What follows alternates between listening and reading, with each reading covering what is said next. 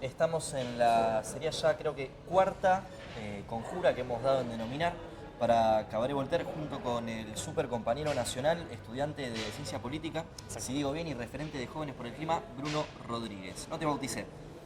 Está bien, Por ahora está bien. está bien, está perfecto. ¿Cómo andas, Bruno? ¿Cómo va? ¿Todo bien? Bien, bien.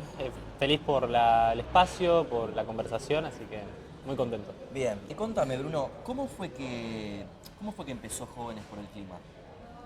Bueno, Jóvenes por el Clima arrancó como una organización ambiental liderada por jóvenes argentinos en el marco de una expresión que se estaba gestando internacionalmente liderada por Greta Thunberg. No sé si se acuerdan, en 2018-2019, esta chica sueca que en ese momento tenía 16 años empezó a movilizarse en soledad frente al parlamento de su país, exigiéndole a los gobiernos que tomen cartas en el asunto en relación a la crisis climática, a partir de la publicación de un informe científico del panel intergubernamental de expertos sobre cambio climático, que establecía que si la humanidad sobrepasaba los 1.5 grados de temperatura promedio global, lamentablemente nos íbamos a ver inmersos en una serie de consecuencias catastróficas e irreversibles a partir del cambio climático. Y por eso aparece esta figura que en su momento empezó a generar todo un revuelo, de una charla TED, generó movilizaciones masivas, impresionantes en Europa. Llegó a tener tanta influencia el movimiento juvenil de pibes que se movilizaban contra la crisis climática en Europa que hasta hicieron que, por ejemplo, se destituya al ministro de Ambiente de uno de los países de Bélgica, si no me equivoco. Como el Cabandier de ellos. El Cabandier de ellos en su momento. Y bueno, en Argentina nacimos como una expresión de eso, como una consecuencia directa de ese movimiento internacional, pero completamente ajenos a las lógicas, a las dinámicas de ese activismo europeo. ¿Ese 1.5 de la temperatura promedio global ya lo superamos? Lamentablemente ya lo vamos a superar. Es imposible con las metas actuales de acción climática, con la brecha que existe entre la generación de emisiones actual, de emisiones de gases de efecto invernadero, y los compromisos a los que justamente se atañaron los estados a nivel internacional, es imposible que no crucemos ese umbral. Es una situación de emergencia y por eso también nace Jóvenes por el Clima. Bien, después quiero volver a eso. Jóvenes por el Clima, 2018. 2019, febrero. 2019. ¿Cómo definirías la ideología de Jóvenes por el Clima? Jóvenes por el Clima milita el ambientalismo nacional. Bien. Nosotros creemos que es importante construir un movimiento ambiental argentino situado sobre las circunstancias locales de la Argentina, que compatibilice la búsqueda del desarrollo del país en términos industriales, en términos económicos, en términos sociales, y la acción climática. Nosotros creemos que no están disociadas ambas dimensiones. El cambio climático, las problemáticas ambientales profundizan los problemas económicos y sociales del país, y por eso nosotros creemos que de ninguna manera podemos hacer la vista ciega a esta agenda, pero tampoco podemos pretender que el ambientalismo tenga una agenda de reivindicaciones tallada a la medida de las exigencias en Europa o de la sociedad civil en Estados Unidos. En esta especie de relación tan cercana que por ahí se ve de afuera entre el ecologismo y el activismo más europeo, ¿no hay cierta cosa medio reaccionaria en contra de los nacionalismos usualmente hacia dentro de los ecologismos? Sí, yo creo que, y te voy a ser muy franco, en Argentina históricamente incorporamos un discurso referido a lo ambiental de carácter más ONGista, que prioriza todo lo que tiene que ver con las campañas de concientización acerca de nuestros patrones de consumo, estilos de vida a nivel individual, y despolitiza por completo la necesidad de hacerle frente al cambio climático desde las políticas públicas, y también teniendo en cuenta que nuestra responsabilidad como Argentina frente al cambio climático en términos internacionales es completamente distinta a la de los países centrales.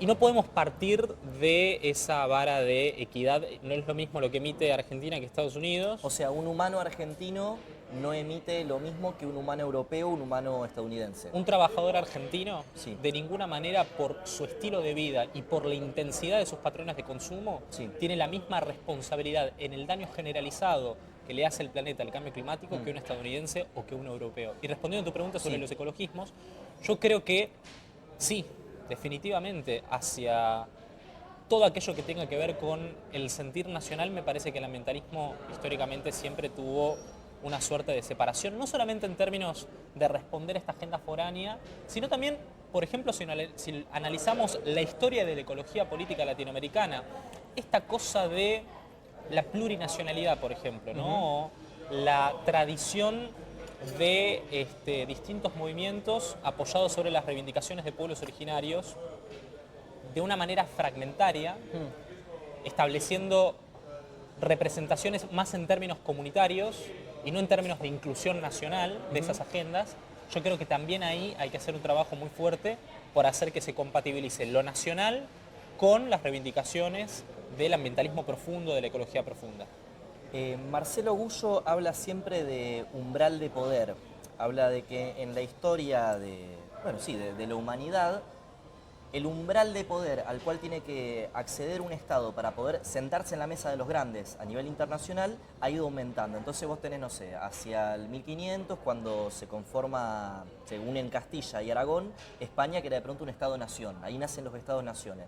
Cuando Inglaterra se convierte en un Estado-nación industrial, eleva el umbral de poder. Vos decís que las reivindicaciones de estos particularismos y estos localismos atentan un poco contra qué, Argentina o el Cono Sur o Sudamérica, o bueno, algunos hablan de la iberofonía, lleguen a alcanzar ese umbral de poder que, por ejemplo, hoy sospecho que es China, que es un Estado-civilización prácticamente. Sí, desde ya. Creo que en este contexto hay que dar debates acerca de nuestro modelo de desarrollo desde nuestra situación periférica, y me parece el desafío más importante que tiene el ambientalismo, el de poder diseñar una agenda que no solamente haga que se compatibilice la agenda del desarrollo, que me parece que es en parte lo que hoy forma parte de esta cuestión del umbral de poder. Yo creo que en términos de lo que te habilita a dar ciertas discusiones en el plano geopolítico, la cuestión del desarrollo y tu nivel de industrialización sigue siendo un componente definitorio. O sea, Argentina todavía tiene que industrializarse. Pero por supuesto. Pero quiero decir, formás parte de un sector del ecologismo que todavía cree que podemos industrializarnos. Porque también está la mirada más que normalmente se apoya sobre un diagnóstico más realista de la situación de la matriz económica, del rendimiento de nuestra matriz productiva, que dice, che, ya se acabó la ventana, se cerró por completo, hay que buscar especializarnos en determinados nichos, porque es donde podemos tener ciertos rasgos de industrialización, pero nunca vamos a llegar a esa utopía o ese horizonte que para mí forma parte del umbral de posibilidades que existen todavía de ser una nación industrial. Es decir, incluirnos en el reparto internacional de las actividades económicas. Exactamente. Los más realistas, por decirles así, quieren que, no sé, exportemos tecnología nuclear y que exportemos silicio y exportemos... Claro, que sigamos especializándonos en lo que somos buenos en términos comerciales, campo, el rendimiento de nuestra materia prima del sector agropecuario, pero al mismo tiempo tener un poquito más de inversión y que la puja redistributiva tire más para el lado de la energía nuclear, para el lado del software, para la economía del conocimiento, pero en términos y plantar más porro. Claro, pero en términos más de nicho. Yo creo que tenemos que tener todavía la expectativa, la esperanza de que este país puede ser una nación industrial por sus ventajas comparativas, por las capacidades de su capital humano, por lo que nos distingue del resto de Latinoamérica. Vuelvo al tema humanos que consumen más y humanos que consumen menos. Yo tengo la sospecha de que hay un discurso medio instalado que dice que si cada uno de nosotros hiciese una reducción de sus consumos, entonces podríamos salvar al planeta. Como que hay una especie de discurso que se ha instalado. Yo trabajo también en un espacio que tiene que ver con medio ambiente, que es un acuario de especies autóctonas, y me ha tocado compartir con mucha gente que por ahí adhiere al ecologismo, al ambientalismo desde distintos sectores. Pero, y te pregunto porque entiendo que sos mucho más versado que yo en el tema, ¿no es más un problema de producción que de consumo? Sí. Sí. Depende cómo analicemos la lógica. Si el consumo está determinado por la producción o si la producción está determinada por el consumo. Y yo creo que en este caso el consumo está determinado por la producción, analizando la beta ambiental, Sí. la problemática de la crisis climática. O sea, a lo mejor si Coca-Cola no hiciese tantas botellas de plástico, yo no compraría tantas botellas de plástico. Exactamente, a lo mejor se shiftea la demanda si hay un cambio en el engranaje productivo. Y en ese sentido, también me parece que hay que tener una mirada geopolítica del consumo en términos de la distribución de las responsabilidades, ¿no? Este dato que para mí es matador, que es que si universalizáramos, si todo el mundo tuviera el mismo estilo de vida, los mismos patrones de consumo en términos de intensidad que un estadounidense promedio, no un estadounidense rico, un estadounidense promedio, necesitaríamos alrededor de 5 o 6 planetas para vivir. Claro. Si todos tuviéramos el estilo de vida de un argentino promedio, 2 o 3, dependiendo cómo le va la economía. Ah, o sea, necesitamos 2 tierras para que todos sean argentinos. Promedio, Bueno, de clase media promedio. es un objetivo igual para mí, me parece que... Y frente a 5 versus 2, Hay me que- parece claro. que no, De normalmente... última, vemos Marte, Marte es más chico, ¿no? Pero bueno, sí, compensamos con la Luna. Están las otras agendas. sí. Júpiter tiene un par de lunas que capaz que son potables. Ponele, pero No, bueno, me no. parece que es una buena relación de 5 a 3. Larguísimo plazo, ¿el ecologismo no piensa en la terraformación de otros planetas? Hay tendencias. Sí, al interior del ecologismo tenés muchas vertientes. Sí. Yo diría que hay una más tecnócrata que, claramente porque lo dice el término, ¿no? Confía en que la salida al cambio climático y a la crisis del colapso de nuestros ecosistemas viene por el lado de mudarnos como humanidad, hacer un gran éxodo civilizatorio y pensar en vivir de otra forma, Sí. con otros estilos de vida, con otro mindset de consumo en otro planeta. O sea, es hay más- muchísima literatura en la Mirá ecología vos. política, es muy interesante, pero bueno, ¿viste? Son las expresiones que para mí son más falopa. Claro. Esas y las que son también recontra, remil prohibicionistas de cualquier actividad productiva basada en recursos naturales. Te quería preguntar justamente, ¿qué opinás del decrecionismo?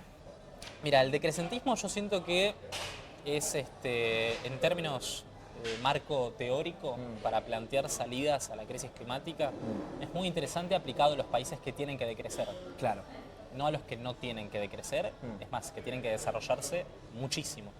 Cuando le entrevisté en su momento con otra compañera, a Greta Thunberg, en Futurock, me acuerdo, cuando tenemos un programa, esta chica le preguntamos justamente acerca de la distribución del consumo, las responsabilidades comunes sobre el cambio climático, pero diferenciadas a partir del rol histórico de cada estado. Ella tiene una directiva que para mí es justamente lo que tenemos que aplicar para este análisis. Hay gente, muchísima gente en el globo, que tiene que drásticamente reducir su consumo y mucha gente que tiene que drásticamente aumentarlo. Claro. Punto.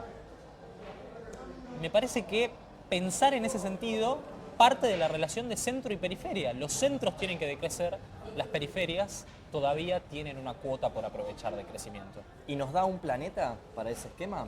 No, Ah, o sea, tenemos que viajar a no, otros si me pongo planetas. riguroso con las conclusiones de la comunidad científica, claramente que no. Pero justamente me parece que es la contradicción con la que tenemos que lidiar en esta encerrona, que es ver qué carajo hacemos para enfrentar este problema sin que nos terminen comiendo los efectos irreversibles del cambio climático. ¿Y a cuántas décadas, centurias, estamos de que medio que da para irse, para empezar a tener otros No, planetas? yo creo que, mira, ya estamos empezando a ver con el aumento en la intensidad y en la frecuencia de los eventos climáticos extremos, Sí. inundaciones, olas de calor, aumento de vectores de enfermedades infecciosas a partir del aumento de la temperatura promedio global, subida del nivel del mar, etc.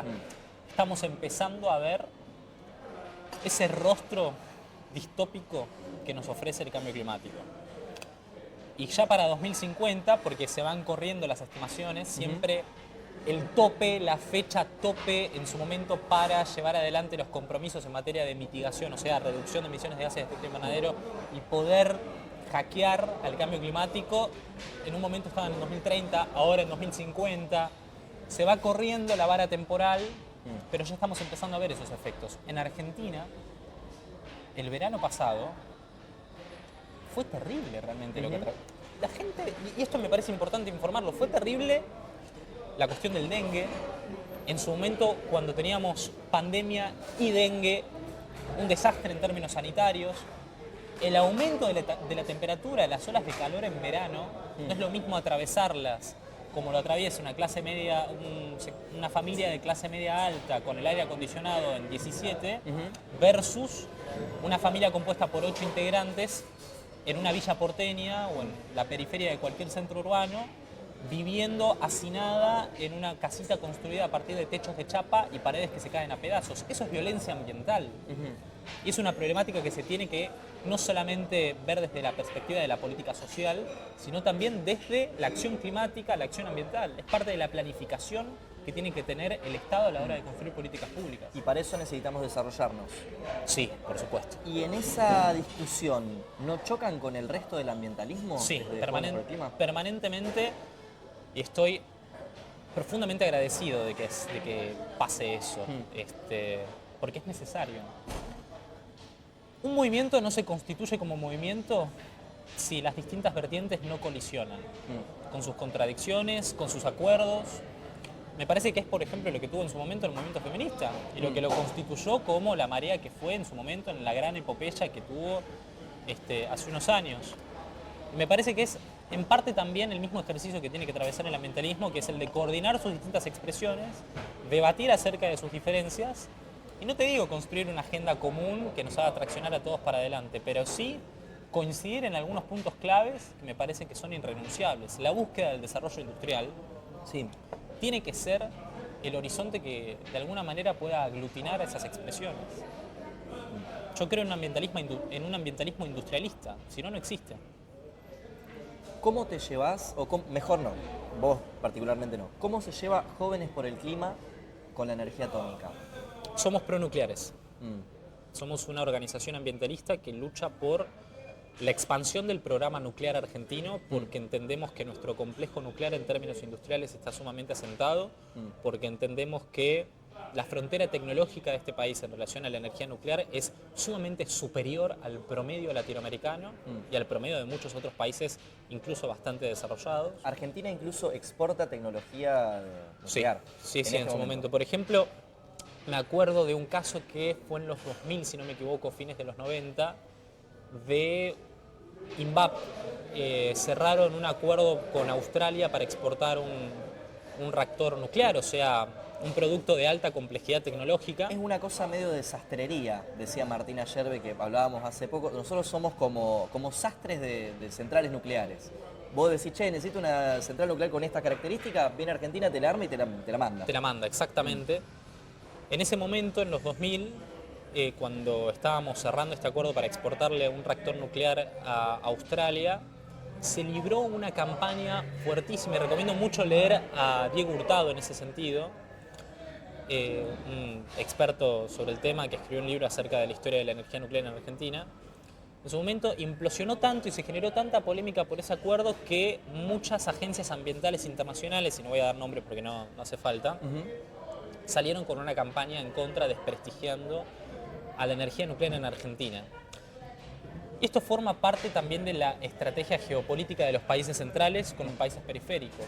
Mantenernos en el atraso por cualquier motivo, en este caso por una campaña supuestamente motivada por razones ambientales para desprestigiar la trayectoria de la tecnología nuclear en Argentina frente a un acuerdo inédito de un país periférico que le exporta tecnología a un país rico.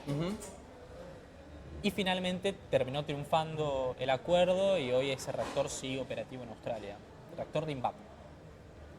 ¿Qué rol juega, si es que juega alguno, la energía nuclear en el... Uy, se me fue el término.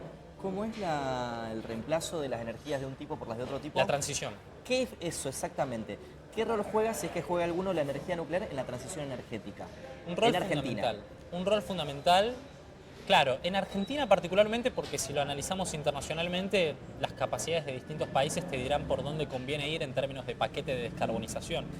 En Argentina, como tenemos un complejo nuclear sumamente establecido, juega un rol importante. Por un lado, por la cuestión ambiental, porque Sí. es una de las energías más bajas en emisiones, porque ya tenemos tecnología asentada y una trayectoria marcada en el sector, pero también porque nos sirve para combinarla con otras fuentes. Por ejemplo, las energías renovables tienen el problema de la intermitencia. Cuando no tenés luz solar O viento. o viento, necesitas también tecnologías de almacenamiento, por eso necesitamos más litio, explotarlo al litio y demás. Pero la energía nuclear en ese sentido cumple un rol de abastecimiento sumamente importante. Pero no tenemos que nunca casarnos con una fuente energética porque creemos que es la panacea del problema. La energía nuclear es importante.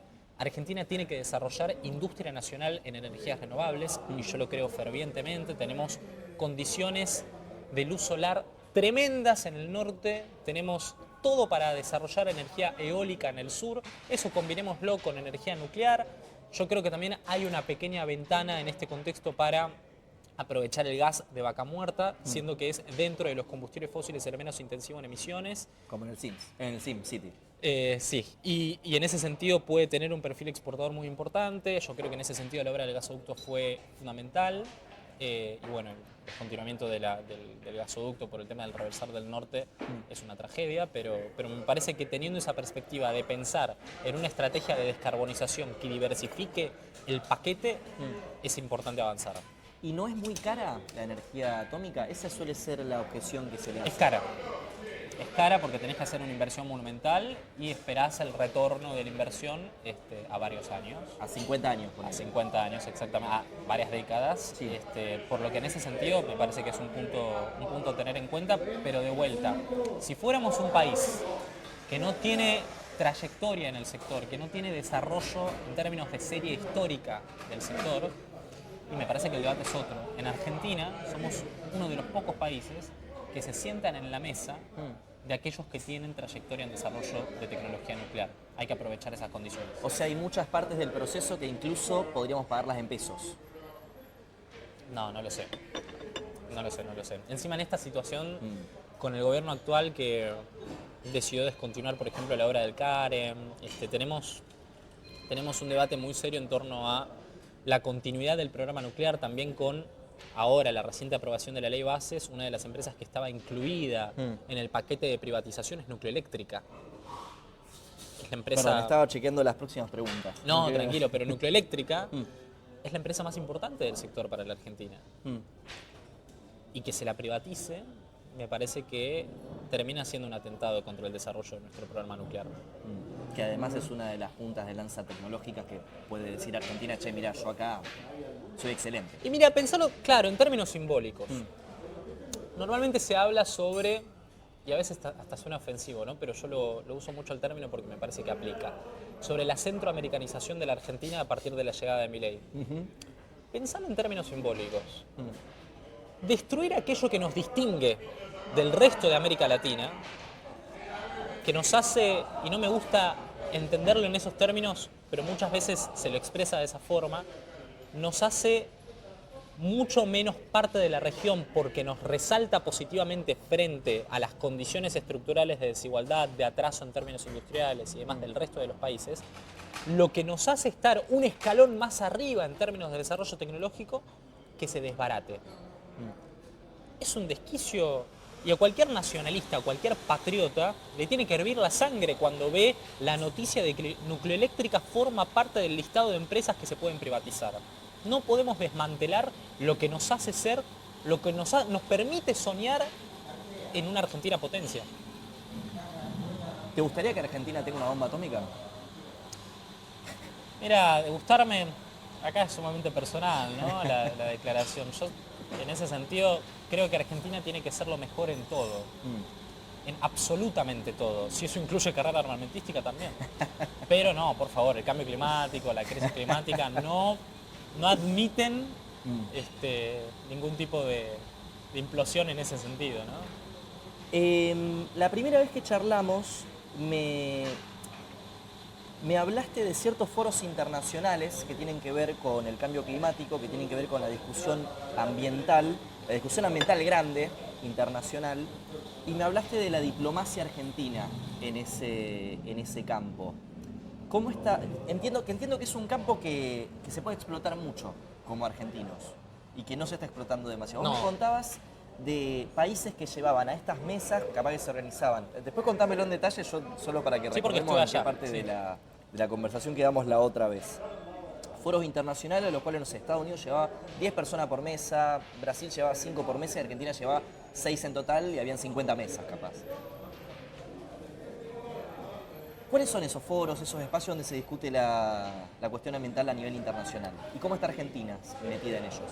La Conferencia Mundial de Cambio Climático de Naciones Unidas, que se llama Conferencia de las Partes, COP, es la instancia más importante en la que se decide el curso mundial de la acción climática en materia de mitigación, es decir, reducción de emisiones, adaptación al cambio climático, lo dice la palabra, adaptarnos frente a las consecuencias que ya son inevitables del cambio climático, financiamiento, que tiene que ver con, y es la parte más cruda del debate, Claro. quién pone la guita para que se lleve adelante toda la política de acción climática en materia de transición energética, la metamorfosis de la matriz productiva de los países. Y el tema del financiamiento involucra la cuestión de quién es más responsable del cambio climático en términos actuales, quién es más responsable en términos históricos. Bueno, todo eso se debate en las COPs. Y ahí se toman decisiones que el día de mañana, por ejemplo, influyen si Argentina quiere tomar crédito en el mercado internacional. Exactamente. O si, o en el rendimiento comercial de los actores más intensivos de nuestra matriz productiva en Si términos de Argentina- emisiones de carbono. Si de Argentina campo, quiere exportar soja, tiene que seguir determinadas reglas. que terminan encareciendo el producto y haciéndolo menos competitivo para ingresar en el mercado de la Unión Europea o no. Entonces, son realmente muy importantes estas conferencias. Y que quizás si Argentina metiera un poquito más la cuña, podría evitarse algunos problemas de ese tipo. Exactamente, o quizás reorientarlos y que los problemas los tengan otros. Pero en definitiva, acá lo que me parece importante remarcar es la importancia de la performance de nuestros negociadores en la política exterior. A estas cumbres, como vos lo dijiste, los países llevan sus delegaciones con sus negociadores oficiales, con el cuerpo diplomático que va en representación de ese país a negociar los intereses de esos países. A mí me tocó, porque fui a dos COPs, fui a la COP26 en Glasgow, en Escocia, y a la COP27 en Egipto, que fue en 2022, la última a la que fui, de ver a nuestros negociadores, que ponele que eran unos 5 o 6 negociadores, que se tenían que repartir para las 15 salas de debate que habían en la COP. La delegación alemana te llevaba 30, los yanquis ni hablar, te llevaban 40 negociadores, 50. Claro. Le tenemos que dar mucha pelota a cómo este país juega el partido de la política exterior en esas cumbres, porque las cumbres son una cancha, O sea, el ecologismo es plata también. por supuesto, mucha plata, muchísima. Y en ese sentido me parece que tenemos que meterle mucho motor y financiamiento a nuestra cartera internacional, al Ministerio de Relaciones Exteriores, a los negociadores, llevar gente preparada, que la hay. El servicio diplomático de Argentina es de los mejores del mundo. A mí me tocó conocer de primera mano a los negociadores. La verdad que en ese sentido todo el orgullo por tener a gente tan preparada, sobre todo en términos técnicos, para representarnos en esas instancias, pero tenemos que darle más acompañamiento. Sí, la política exterior no puede quedar de lado. O sea que Argentina se queda un poco atrás en la conversación ambiental a nivel mundial, entre otras cosas, porque debe ser un fenómeno mucho más complejo que, Por incluso supuesto. que lo que acabamos de describir, que acabas de describir muy bien, por no pagar 20 sueldos más. Sí, ponele. Más allá de eso, igual el rendimiento de nuestro país en esas instancias no termina siendo malo para lo que tenemos. Y me parece que es algo que tenemos que profundizar en el tiempo. Yo la verdad que estoy escéptico frente a un presidente que niega la existencia del cambio climático o que niega la responsabilidad antropogénica del cambio climático, no ligando la causa del cambio climático a las actividades humanas y por lo tanto desestimando la importancia de estas cumbres internacionales y demás. Pero hay que ver qué pasa. Bien. ¿Cómo se lleva el ecologismo con la defensa nacional? Vos tenés un posicionamiento, te lo he escuchado, a favor de que Argentina, por ejemplo, tenga fuerzas armadas bien, digamos, con cierto poder de fuego. por decirle de alguna forma. Me parece un desquicio que pueda parecer raro eso en A el ver. ambientalismo. Mm. Lo dice la propia información de la comunidad científica respecto a los impactos del cambio climático. El día de mañana, cuando un evento climático extremo como inundaciones o algún tipo de catástrofe ambiental golpee a nuestra población, tiene que ser el ejército quien esté presente, brindando su servicio, el soldado argentino, y eso forma parte de una política también de respuesta al cambio climático. O por ejemplo, el ejercicio de nuestra soberanía sobre recursos naturales estratégicos para la transición energética, el litio, o sobre recursos energéticos en Vaca Muerta.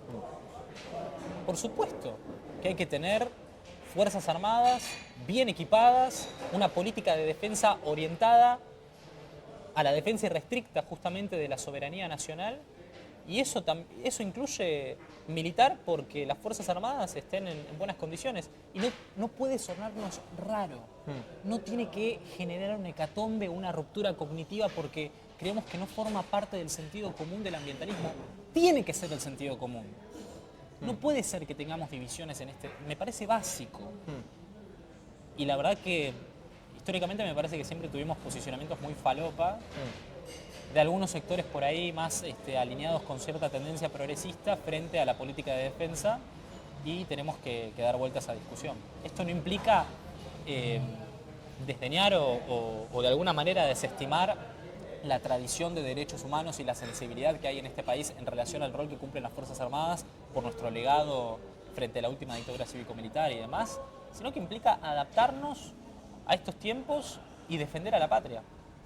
¿Cuáles son las ventanas que tiene ahora Argentina, tanto para la transición energética como para el desarrollo en este momento, de oportunidad, digo? Mirá, yo creo que Argentina necesita inversiones.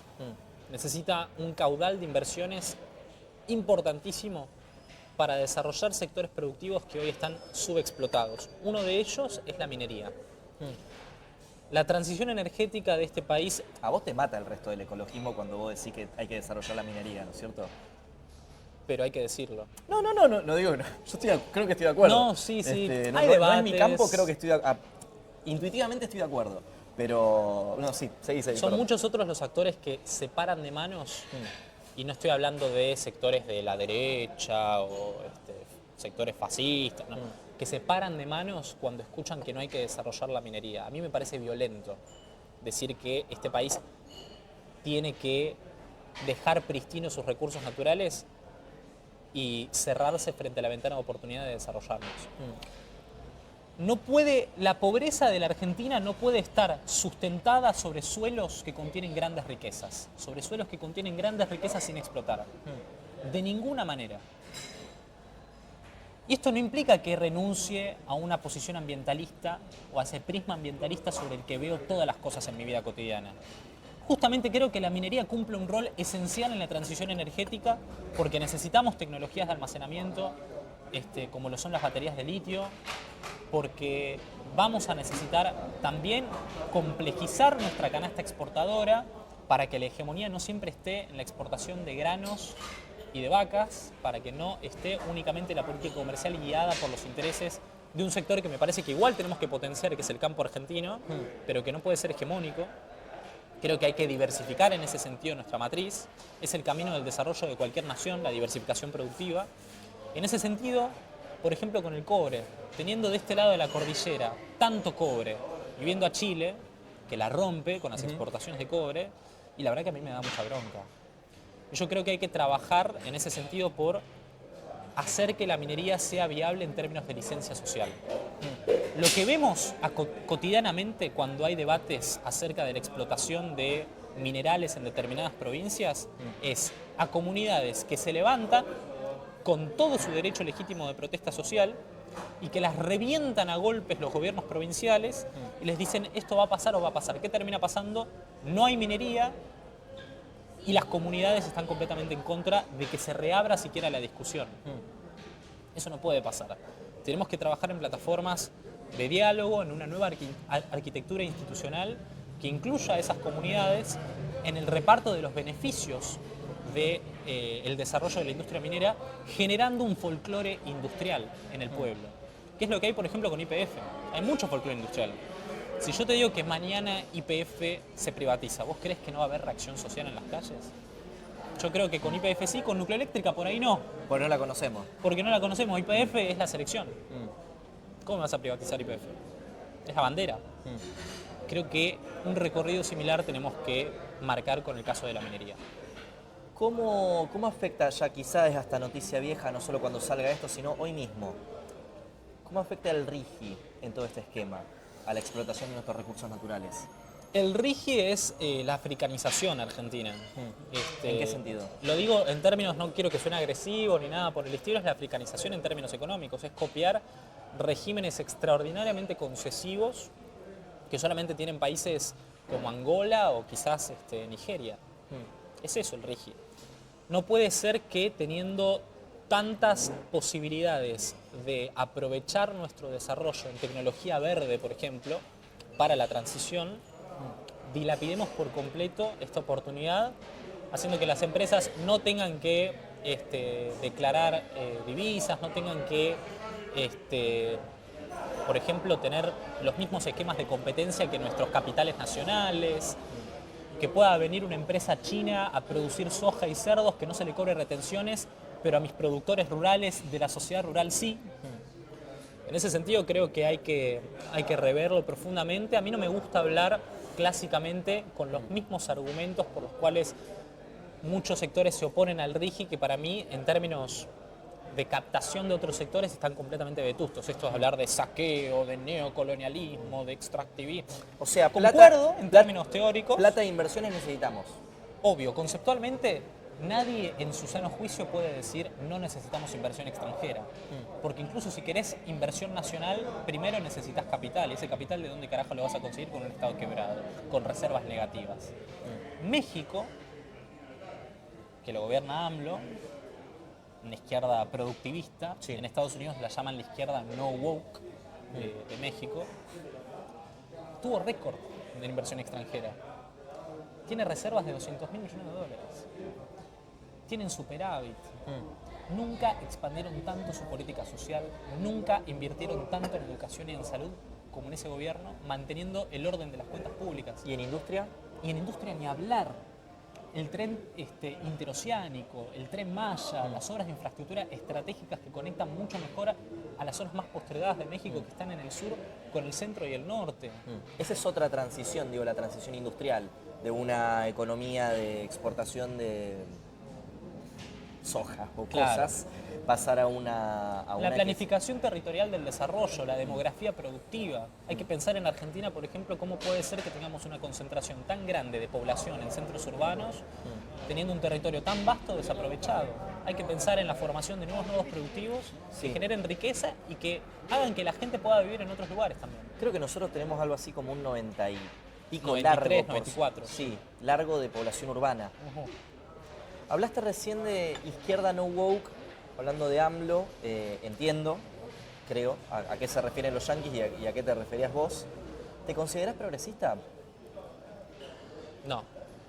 ¿Por qué? No, me considero nacionalista. ¿Vos ves una línea divisoria ahí? O sea, ¿los progresismos no pueden ser nacionalistas? Sí, pero mi abanico conceptual sobre el que me defino políticamente no es ese. En todo caso, hay muchísimas reivindicaciones que tengo que podrían denotarse progresistas, pero del prisma del que parto para interpretar las cosas es el nacionalismo. Sí, claro. Yo capaz que también podría decir... se pudrió. No sé si del otro lado escuchan, pero se caldeó... No, igual no pasa nada. Yo podría decir, no sé, a mí de la filosofía aristotélico-tomista hay muchas cosas que me gustan y no soy aristotélico-tomista, digamos, algo así con el progresismo. Exactamente, sí. Creo, y mi faro en términos políticos son las abuelas y las madres de Plaza de Mayo. Creo en las reivindicaciones del movimiento feminista, por supuesto, creo en la educación pública. Soy nacionalista, no creo que esa definición porque el progresismo normalmente, y con la interpretación que tenemos en este momento histórico, parte de definiciones identitarias. Ujú. Y yo no me gusta partir de definiciones identitarias para marcar dónde me posiciono en el espectro. ¿Te parece que son fragmentarias? Son sumamente fragmentarias, eso es neoliberal. Mm. El progresismo para mí es en esencia neoliberal al entenderse como un abanico de identidades. ¿Sí? ¿Por qué te parece que ganó Milei? Te lo pregunto como estudiante de ciencia política. Porque la quizás. sociedad está traumatizada con la política. La política tradicional traumatizó al argentino. Lo traumatizó. Es muy importante entender y diferenciar los conceptos, los términos. Traumatizar es alguien que está completa, que ve la imagen de un político tradicional con las características que lo definen en el poder y ya ve fracaso, ve una ventana de miseria a futuro, no ve posibilidades de progresar, ve estancamiento, ve un día gris. Está traumatizado el argentino. Y en ese sentido Milei supo interpretar la subjetividad de este momento histórico y más que interpretar, conducirla políticamente. Y en eso me parece que hay mucha audacia y creo que también le deja un terreno pavimentado a los sectores de la oposición para que construyan un juguete nuevo frente al juguete oxidado que es la política tradicional. Cambiando radicalmente de tema. ¿Un dibujito? Un dibujito. Dragon Ball. ¿Dragon Ball? Me encanta Dragon Ball. Mirá que vos tenés 23. Sí. Yo tengo 31. O sea, Sí. nos llevamos casi 10 años. Yo también consumí Dragon Ball con una intensidad por la cual tranquilamente yo podría haber respondido Dragon Ball. Mira, yo con tanta intensidad no, pero me encanta. Sí, te gustaba mucho Dragon Ball. Mucho, mucho. Sí, sí. Ah, hace ruido mi campera. Bueno, me voy a mover menos. Tranqui. ¿Y una novela? Una novela. Libro. No sé, ¿te gusta la literatura? Me encanta. Si tengo que elegir literatura de ciencia ficción, los juegos de Ender. ¿Cuáles son los juegos de Ender? ¿No conoces? Los No, juegos Ender? ¿de quién es? Ay, no me acuerdo, no me... ¿Pero es no me sale moderno ahora. o es No, clásico? No, tiene como 8 tomos. Sí. Es de un genocida que Mirá. no se da cuenta que es genocida. Lo estoy Mirá. para no spoilear absolutamente nada. Sí, sí, sí, sí. Y que comete un genocidio involuntariamente. Medio Attack on Titan. Exactamente, es Mirá. parecido, pero me gusta mucho. Sí. ¿Viste Attack on Titan? Sí. ¿Y Sí, qué te sí, pareció? sí. Me gustó. Los juegos de Ender tenés que leerlos. Está Mirá. bueno. Son... Pero autor clásico tomos. así tipo Asimov, ponele. Como... Ah, bueno, Isaac Asimov es... sos me de gusta. del Mi sci-fi. viejo es mucho más de eso. Mirá. Pero sí, no. Hay mucho por ahí de las profecías y del futuro distante en Asimov, en la ciencia ficción, Sí, me parece. sí. Me gustaría que haya más en Argentina. Bueno, ahora se viene el Eternauta, la serie. Sí. Estoy todo el tiempo haciendo refresh para ver cuando sale el tráiler. Ah, es verdad. ¿Sos fan del Eternauta? Fanático Mirá. del Eternauta. Fanático. ¿De qué? ¿De familia o...? No. No agarraste el Nestornauta. No. Eras tuve, chico. Sí, no. Lo tuve como lectura obligatoria en el secundario. Ah, Y bueno. ¿cómo adoctrinamos? Sí. Eso que no era una escuela pública, por lo que me dijiste. No fui a una escuela pública, no. Y aún así utilizaron el Eternauta como material ahí Sí, gran. por un docente Una muy docente, cuca, Susana o- Casap, una gran docente. Mira, Tuve buenos docentes. sí. Gran obra de la ciencia ficción nacional e internacional. te Sí, diría. y para mí en ese sentido también hay una beta que hay que explotar, que tiene que ver justamente con querer que Argentina sea lo mejor en absolutamente todo, que es llevar nuestra cultura al plano televisivo y hacer que sea lo mejor del mundo. No ¿Sí? puede ser que los surcoreanos ganen Claro. con Parasite, no la categoría en el Oscar de película extranjera, Sino sino mejor el película. Oscar. Yo quiero que Argentina gane absolutamente todo en ese sentido. ¿Tenemos con qué? ¿Leíste otras cosas así de historieta nacional? Eh, Del Eternauta, el original sí, obvio. Sí. Y después viste que hay un montón más. Hay varios más, Yo le medio perdí el rastro de profundicé. los más actuales, yo no profundicé tanto, pero sí me encanta. Después no, me gusta, no sé, H.G. Wells, La Guerra de los Mundos, Mirá. es una locura, soy mucho me gustan los aliens y esas cosas. Los aliens. ¿Y esas anime? cosas. No, anime no. Ah, solo Attack on Titan. Sí, pero ahí poquitito. Después tengo un amigo, Ah, que es la persona más inteligente que conozco, mirá. que sí, y veía, no sé, uno que se llamaba Monster, me acuerdo, Sí, que era muy bueno. es medio drama tipo Death Note, ¿viste? Esa onda. Sí, pero no, anime no. No es algo en lo que haya incursionado. Bueno, ¿la pasaste bien? Excelente. ¿Algo que te quede, que tengas ganas de profundizar, algún tema, algo que te haya quedado? Nada, me gustaría, si algún día voy a Rosario, eso, seguir conversando allá. Ah, sí, me quedó solo una. Creo que estamos bien de tiempo, ¿no?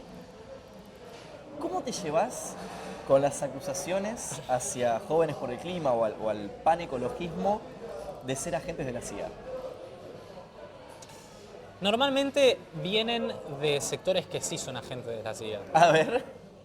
Y vienen de los libertarios. Nos Sí. hicieron una nota, La Derecha Diario, Cerimedo se llama Sí. muchacho, el que está Sí, claro. ahí manejando las redes. Nos sacaron una nota en La Derecha Diario contando la historia de Jóvenes por el Clima con muchas Mirá. inexactitudes, no, Sí. no analizaron bien nuestra biografía, dejando la pregunta abierta de quién mierda banca este grupo, que es la CIA, que no sé qué.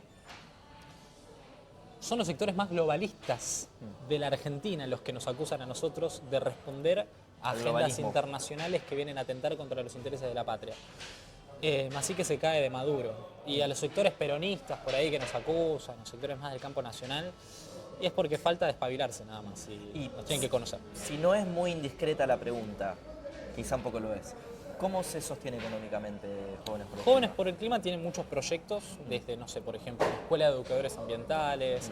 Ahora estamos por hacer, en colaboración con Techo, un informe de resiliencia climática en barrios populares a partir de relevamientos e inserción territorial en distintos barrios. Y por esos proyectos tratamos de aplicar a grants que existen a nivel internacional. Y a veces ganamos, a veces no, pero es justamente por proyecto. Claro.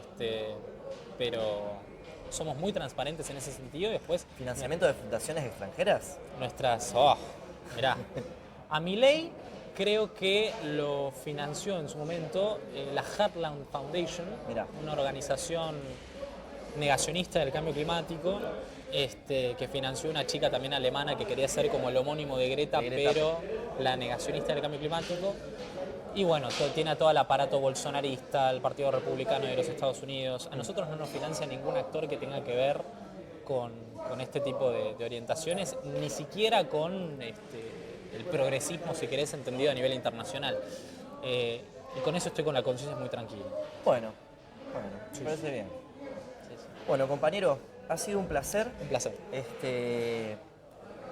Nos vemos la próxima que andes por Rosario o que Ojalá, yo ande por acá. La verdad que me gustó mucho la entrevista. Me parece que hay una conversación necesaria entre los distintos sectores por ahí de los distintos nacionalismos, peronistas, no peronistas, con el ecologismo y me parece que ojalá estemos siendo una pequeña cuña en ese sentido. Así que bueno, Por favor. nos vemos la próxima. Nos vemos la Y con el resto también, nos vemos la próxima conjura.